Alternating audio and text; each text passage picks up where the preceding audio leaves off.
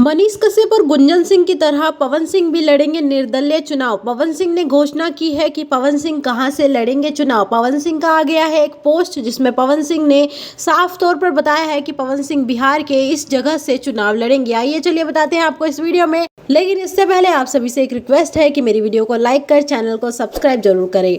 दोस्तों, पवन सिंह ने एक पोस्ट किया है इंस्टाग्राम पर और लिखा है, माता गुरु माता भूमेरु, अर्थात माता इस भूमि से कहीं अधिक भारी होती है और मैंने अपनी मां से वादा किया था कि मैं इस बार का चुनाव लड़ूंगा।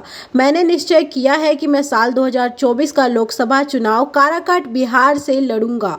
जय माता दी। पवन सिंह ने इस पोस्ट को बड़े बड़े न्यूज चैनल से टैग किया है, लेकिन पवन सिंह ने इस पोस्ट को बीजेपी इंडिया से टैग नहीं किया है।